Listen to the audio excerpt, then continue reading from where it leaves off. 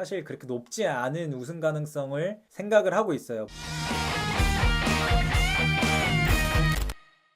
안녕하세요. 미운맨들 새끼 애슐룡입니다. 오늘은 유로파 리그에 대해서 좀 얘기를 해보려고 합니다. 녹화한 날 기준 지난밤에 열렸던 울버햄튼전, 유로파를 의식해서인지 로테이션을 돌렸습니다. 리그를 로테이션을 돌리면서 유스 유망주들에게 경기를 뛸 기회를 주는 것 같습니다. 지난 경기에서도 프레드릭슨 선수, 해리 아마스 선수가 선발 출장했고요. 티도 오비 마틴 선수가 교체 출전을 했습니다. 결국 아쉽지만 울버햄튼에게 패배를 했고요. 어쨌든 유로파의 사활을 걸어야 되는 상황이기 때문에 경기를 졌음에도 이해하려고 좀 노력을 많이 하고 있습니다. 사실상 지금 빌바오와의 2연전이 맨유가 시즌 한 해 농사를 그래도 잘 마무리 짓느냐 아니면 다 망쳐버리느냐를 판가름하는 경기이기 때문에 이 경기가 너무 중요한 경기예요. 오늘은 그래서 유로파 리그에 대해서 쭉 얘기해 볼 텐데, 먼저 조별리그부터 좀 보겠습니다. 올 시즌부터 대륙간 대회가 리그 방식, 그래서 리그 페이즈라고 하는데요. 리그 페이즈로 1포트에서 4포트까지의 각 9개 팀이 포트별로 2개의 팀을 만나서 총 8개의 다른 팀과 홈앤 어웨이 각각 4경기씩을 치릅니다. 그래서 그런 리그전을 통해서 승점을 쌓는 그런 방식이고, 1위부터 8위까지 상위팀이 16강에 진출을 하고요. 그리고 9위부터 24위 팀이 플레이오프를 거쳐서 16강 팀을 가릅니다. 그래서 이 8경기를 전체적으로 보면은 8경기에서 5승 3무 무패 행진을 거뒀고, 결과적으로 굉장히 좋은 성적을 거뒀습니다. 16골을 득점하는 동안 9골을 실점했고요. 승점은 18점으로 리그 페이즈에서 최종 순위 3위를 거둡니다. 그래서 16강 직행을 하는 티켓을 얻었고요. 여러가지 수 중에 패스 성공률과 유효슛까지 언급한 이유는 이 전체적인 경기력을 좀 보기 위함이었는데요. 8경기 평균 60.8%라는 높은 볼 점유율을 보여줬고요. 경기당 18.7개 정도의 슛을 때려서 6.1개 정도의 유효슛으로 연결시켰습니다. 그래서 전반적으로 리그 페이지에서는 맨유의 경기력이 수치적으로도 굉장히 좋게 나타나는데요. 이 좋은 리그 페이지의 흐름을 이어서 이제 토너먼트로 진입하게 되는데요. 16강전부터 좀 기록을 보겠습니다. 16강전은 레알 소시에다드를 만납니다. 1차전 소시에다드 원정을 떠나서 1대1 무승부를 거둡니다. 당시 지르크지 선수가 득점을 했고요. 45%의 점유율과 78% 정도의 패스 성공을 거뒀습니다. 그리고 9개의 슛에서 2개 정도의 유효슛으로 연결했는데요. 확연히 리그 페이지 비해서는 전체적인 수치가 굉장히 악화된 모습을 보여주는데, 2차전에선 조금 다른 모습을 보여주긴 합니다. 2차전 홈으로 불러서 4대1 굉장한 대승을 거두는데요. 당시 브루노 페르난데스 선수가 헤트트릭 하는 기염을 통합니다. 그래서 굉장히 좋은 경기력 수치적으로 나오는데요. 60%의 점유율, 478개의 패스 중에 402개를 연결시켜서 약 84%의 패스 성공률을 거뒀고요. 25개의 슛 중에 10개의 슛을 유효슛으로 연결시킵니다. 확연히 1차전 원정 경기에 비해서 여러가지 수치적인 경기력이 좋아졌고, 결과도 4대1 대승을 거뒀는데요. 사실 이 경기를 보신 분들은 아시겠지만 56분에 소시에다드에서 한 명의 퇴장이 발생하면서 경기가 좀 급격하게 기울어진 경향이 좀 있습니다. 그래서 좀 퇴장빨이 있었다라고 저는 좀 평가를 하고요. 어쨌든 결과적으로 종합점수 5대2로 승리를 거두고 다음 8강전으로 이제 들어가게 됩니다. 8강전의 상대는 리옹이었습니다. 올림피크 리옹 1차전 원정 경기를 떠나서 2대2 무승부를 거뒀고, 당시 요로 선수와 지르크지 선수가 또다시 득점포를 터뜨립니다. 46%의 경기 점유율을 갖고 갔고, 427개의 패스 중에 376개를 연결시켜서 약 88%의 패스 성공률을 기록합니다. 13개의 슛 중에 5개의 유효슛을 연결시키고요. 2차전까지 보겠습니다. 2차전 최근에 있었던 홈에서 오랜만에 맨유 올드 트래포드 극장 경기를 좀 봤는데요. 결과적으로는 5대4 가까스로 승리를 거둡니다. 41%의 경기 점유율을 보였고요. 482개 중에 411개의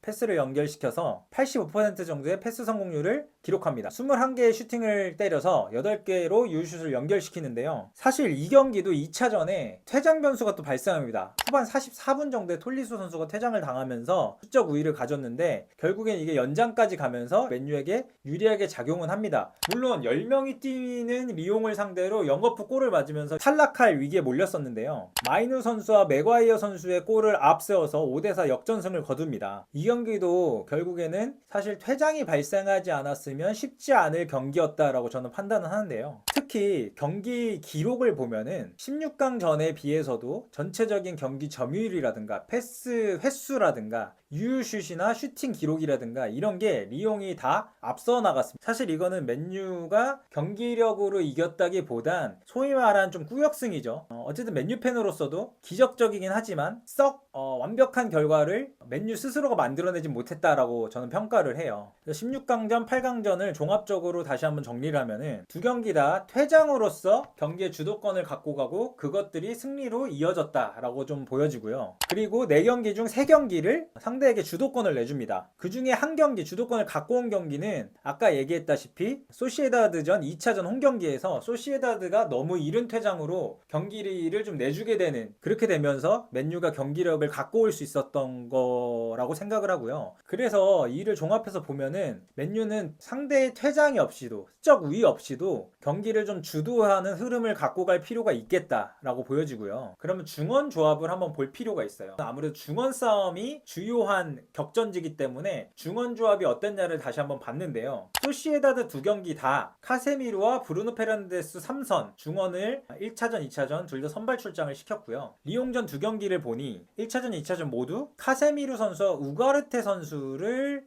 중원 조합으로 선발 출장 시켰습니다. 그렇게 생각을 하면 지금 토너먼트 경기에서 카세미르 선수가 3선에서 계속 선발 출장을 하고 있는데 이 부분을 조금 고민을 해봐야 되지 않을까 싶어요. 물론 카세미르 선수가 소시에다드전에선 꽤 좋은 모습을 보여주기도 했어요. 어쨌든 중원 장악력이 굉장히 많이 떨어지고 그로 인한 점유율과 패스 성공률, 패스 횟수들이 많이 지금 맨유가 상대방에게 내주고 있기 때문에 3선 중원 조합을 조금 고민해 볼 필요는 있다. 그래서 이제 빌바오전에 어떤 중원 조합을 아모린 감독이 구상할지 조금 궁금합니다. 빌바오가 올 시즌 분위기가 심상치가 아니에요. 공격력이 굉장히 좋은 걸로 알고 있어서 아무래도 리옹전에 출장시켰던 카세미르와 우가르테, 좀 더 두 선수 다 수비지향적인 선수 때문에 이 중원 조합을 또 내세우지 않을까라는 생각은 하는데 이건 좀 개인적인 생각입니다만 저는 한 명의 수비지향적인 선수를 두고 브루노 페르난데스 선수를 3선에 놓는 게 전체적인 경기를 풀어가는 데 있어서 더 좋아 보이긴 합니다. 브루노 페르난데스 선수가 제가 저번에도 언급을 한번 드렸습니다만 3선에 섰을 때 모든 역할을 다 해요. 딥라인 플레이메이커, 박투박, 그리고 2선 침투를 통한 공격 포인트까지 많은 역할을 해주고 있기 때문에 저는 브루노 페르난데스 선수가 3선에서 그런 윤활유 역할을 해줘야 된다고 보고 그 파트너로 우가르테 선수를 수비 위치에 특화된 선수로 고정시키는 게 좋지 않을까.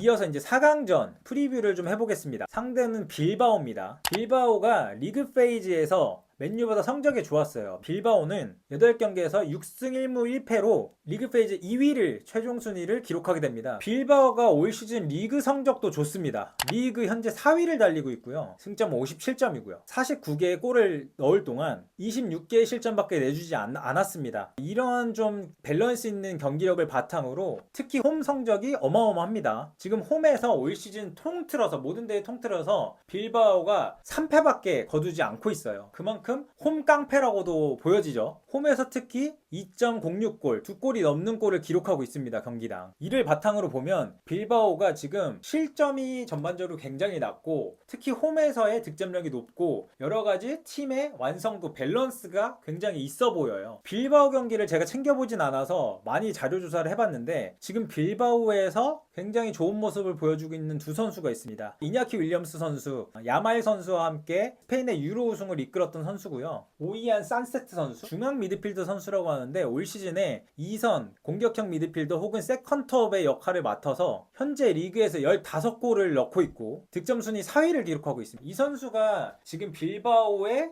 거의 핵심 선수라고 보여지고 여러가지 커뮤니티를 보니까 빌바오가 올 시즌 산세트 원툴 같은 팀이라고도 불릴 정도로 굉장한 활약을 보여주고 있다고 합니다. 그래서 이 두 선수를 잘 마크해야 됩니다. 근데 또 다행인 점이 좀 있는데요. 이냐키 윌리엄스 선수가 지금 스포츠 탈장 부상을 겪어서 다음 경기 레알 마드리드전 결장을 하게 된다고 하고 이는 좀 휴식을 취하거나 심하면 수술까지 해야 된다고 보는데 이 부상을 한번 겪으면 전체적인 경기력이 떨어질 가능성이 높다고 합니다. 그래서 스포츠 탈장이 이냐키 윌리엄스 선수가 왔기 때문에 이런 점은 맨유에게는 조금 희소식이긴 합니다. 그리고 또 조금 다행인 점이 있어요. 빌바오가 홈에서의 극강의 모습을 보여주는 거에 반면 원정 경기에 좀 약합니다. 일단 유로파의 한정에서 원정 승률을 좀 보면은 총 유로파에서 6경기의 원정 경기 동안 2승 2무 2패. 그러니까 확실히 홈 경기에 비해서 승률이 많이 떨어지죠. 그래서 유로파에서 원정 경기 좀 약하다라는 점이 맨유가 좀 활용해 볼 법한 약점이기도 합니다. 그리고 또 하나 맨유의 호재가 있는데요. 맨유와 1차전, 2차전을 치르는 그 사이에 리그 경기에 빌바오가 바스크 더비를 치릅니다. 바스크 더비라 하면은 스페인에서 독립을 요구하는 바스크 지방에 있는 두 팀, 그 바스크를 연고로 하는 두 팀의 라이벌 매치인데요. 그래서 약 7일 정도의 3경기를 치르게 되고 그 3경기 중에 안 중요한 경기가 사실 없어요. 그래서 이런 여러 가지 빌바오에게 좀 신경 쓰일 여러 가지 요소들이 많다는 점이 맨유에게는 호재고요. 근데 또 이런 것도 있어요. 이거는 좀 빌바오에게 동기부여가 될 만한 소식인데 올 시즌 유로파리그 결승전이 치러지는 경기장이 산 마메스, 바로 빌바오의 홈구장입니다. 그래서 빌바오가 사실 결승전을 자기 홈에서 치르기 때문에 당연히 결승 가고 싶겠죠. 그리고 유로파에서 우승을 하면은 챔피언스리그 다음 시즌 직행이잖아요. 그래서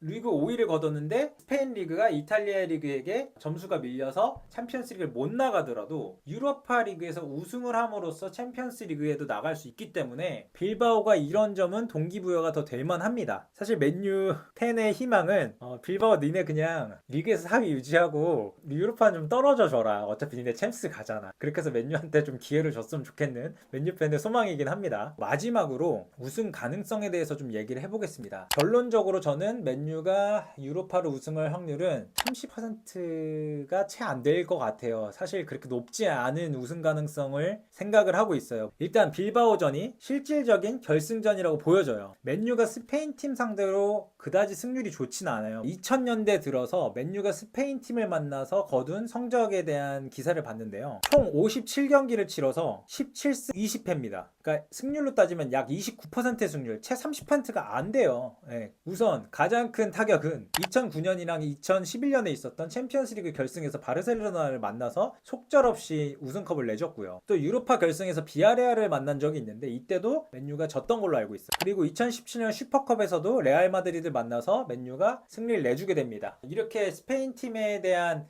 패배 기억이 좀 강렬하게 있고요. 또 빌바오와의 경기 기록도 있어요. 2경기가 있는데 제가 그거 기억해요. 제가 그때 당시에 왜 이렇게 스페인 팀한테 발렸지? 빌바오 이렇게 잘하는 팀이었나? 이런 기억이 있어요. 그때 경기를 다시 찾아보니 먼저 1차전 홈에서 올드 트래포드에서 2대3 패배를 거둡니다. 치성 선수가 선발 출전했던 경기로 알고 있고 당시에 요렌테, 데마르코스 그리고 무니아인 선수에게 골을 얻어맞으면서 패배를 기록하게 되고요. 2차전 원정을 떠나서 1대2로 또 패배하게 됩니다. 2차전에서도 요렌테와 데마르코스 선수가 골을 기록합니다. 이때 요렌테가 사자왕이란 별명으로 굉장히 주가를 높이던 스트라이커긴 했습니다. 그리고 그때 아마 에레라 선수 맞죠? 에레라 선수가 그때 빌바오에 있었던 것 같아요. 그래서 그때 잘해서 그 뒤에 아마 영입을 맨유가 했던 걸로 알고 있거든요. 그래서 이때 빌바오가 굉장히 잘했어요. 그래서 스페인 팀에게 맨유가 좀 약하다는 점, 그리고 빌바오에게 이 2번 겨뤄서 2번 다 졌다는 점, 이게 4강전 준결승에 맨유가 조금 어려운 굉장히 역경에 처할 가능성이 높다는 겁니다. 그리고 일단 빌바오를 이겼다고 쳐요. 이겼다고 치고 그 다음에 최상의 결과는 보데글림트가 토트넘을 잡고 올라와 주는 겁니다. 보데글림트가 리그 페이지에서 맨유를 만나서 맨유 홈구장에서 맨유가 3대1로 이겼어요. 그렇지만 그때도 홈에서 2골을 넣는 저력을 보여줬던 팀인데 심상치 않긴 했거든요. 근데 지금 준결승까지 올라왔어요. 그래서 이 팀이 토트넘을 잡을 수 있을까? 토트넘의 지금 모습이라면 잡을 수도 있을 것 같아요. 손흥민 선수에게 미안하지만 보데글림트가 토트넘을 잡고 결승에 올라와줬으면 하는 바람이 좀 있고요. 근데 보데글림트도 보면은 꽤나 리그 페이지 이후에 경쟁력 있는 모습을 보여주긴 했습니다. 8강전 상대가 바로 라치오였습니다. 라치오가 리그 페이지 1위 팀이었습니다. 그 리그 페이지 1위를 기록했던 라치오를 만나서 홈에서 2대0 승리를 거뒀고요. 원정에서 1대3으로 패배 후 승부차기까지 끌고 가서 3대2로 승리를 거뒀습니다. 그러니까 보데글림트가 제 생각에는 유로파를 뚫으면서 계속 어떤 자신감과 조직력이 계속 올라가고 있지 않나? 그래서 이런 흐름이면 토트넘도 쉽진 않겠다 이런 생각이 좀 들고요. 그리고 만약에 이제 토트넘이 올라왔을 경우를 생각을 해볼게요. 토트넘도 우승을 한 지가 굉장히 오래돼서 유로파 우승을 굉장히 바라고 있고 토트넘도 사실 이번 시즌 리그 말아먹었잖아요. 그리고 EFL컵, FA컵 다 놓쳤기 때문에 때문에 이번 시즌에도 이 남은 유로파 리그의 사활을 걸 거거든요. 만약에 토트넘이 올라와서 맨유랑 결승에 만나게 되면 이것도 저는 쉽지 않다고 봐요. 토트넘도 이기기 쉽지 않은 게 올 시즌 3번 만나서 맨유가 3번 다 졌어요. 먼저 리그 6라운드에서 맨유 홈에서 0대3으로 패했습니다. 그 다음에 리그 25라운드에서 토트넘 원정을 떠나서 맨유가 0대1로 패배합니다. EFL컵 8강전에 토트넘을 만나서 3대4로 패배합니다. 이렇게 올 시즌에 맨유가 토트넘을 만나서 승리가 아예 없기 때문에 토트넘이 결승 상대로 와도 맨유가 이기기 위해선 정말 최선을 다해야 될 것 같아요. 결국에는 지금 맨유가 어떤 팀이 올라와도 호락호락하진 않아요. 그래서 먼저 빌바오부터 잡고 봅시다. 빌바오가 진짜 어려운 경기가 될 것 같고, 그냥 까놓고 얘기할게요. 이길 생각하지 말고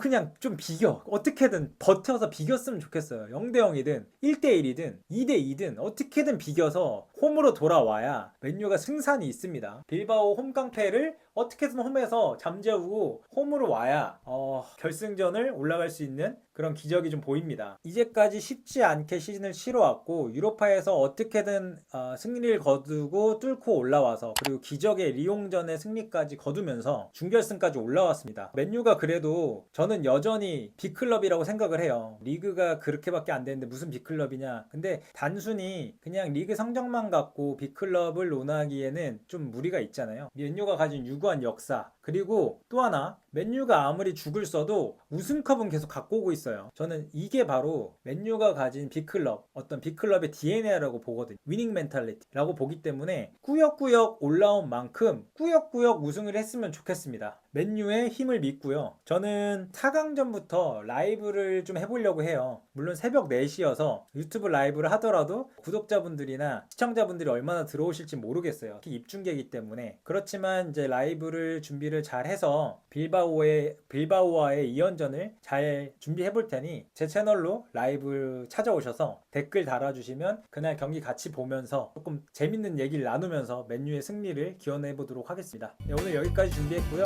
좋아요, 댓글, 알림 설정, 구독 다 부탁드리고 언제나 미운 맨유 새끼 찾아주셔서 감사합니다. 이만 물러가겠습니다.